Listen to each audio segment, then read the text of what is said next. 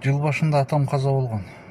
89 жашында, эмне почти 90 жашында дүйнөдөн кайтты. Анан бери мал сойдук. Чоң эле мал сойдук дейт.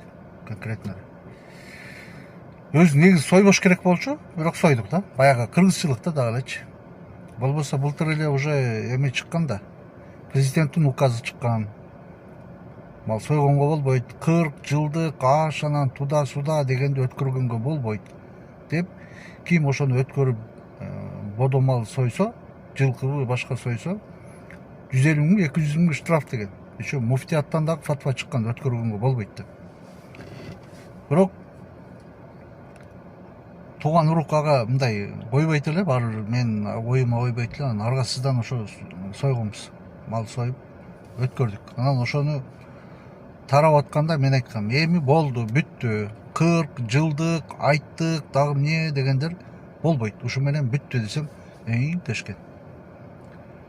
Анан бир аз убакыттан эле башташты. Айтты өткөрүш керек, 40 өткөрүш керек, дагы эмне кылыш керек деп, анан анысындагы болбойт десем болбойт, ошо эптепсе бир нерсе өткөрүш дейшиңиз. Айттык деп, айттык деген бул айт, бул майрам, анын өлгөн адамга вообще тиешеси жок десең деле түшүнбөйт экен. Макулдануудан ошо кичине бир аздан тыйын берип аны да өткөрдү. Эми жылдык өткөрөбүз деп атат. Жылдык депчи. Бул болбойт, бул президент тыюу салган, муфтияттан дагы фатва берген десең деле кайра эле биз милдеттүүбүз, анан ошону өткөрүшүбүз керек. Атам бизди баккан, тудасы. Болбойт десең деле түшүнбөйт экен да. Айландырып келип эле ушунча баласы туруп неметсе уят, анан туда сойду. Кандай кылып айтсаң деле бир түшүнбөйт экен да буларчы. Анан бул билбейм да кандай сөз менен түшүндүрүш керек буларга. Бул атам даже ошол 2017 жылы мектепке атын коебуз деп бир мероприятие бир нерсе өткөргөндө, ошондо атам ошондо өзү айткандай, микрофон менен элге айткан.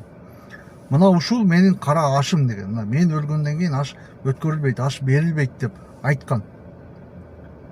Ошондой десең деле, анан кийин биз 8 баланы бакты, муну өткөрбөсөк уят, бизге милдеттеп эле айландырып кайра эле. Бул мен түшүнбөдүм бул адамдаргачы. Же бир мыйзамды билбейт экен, же бир динди билбейт экен, же бир туугандын сөзүн укпайт экен буларчы. Мындай бир ушундай айлаңды кетирет экен да, айлаңды кетирип мындай бир тупикке такайт экен да буларчы.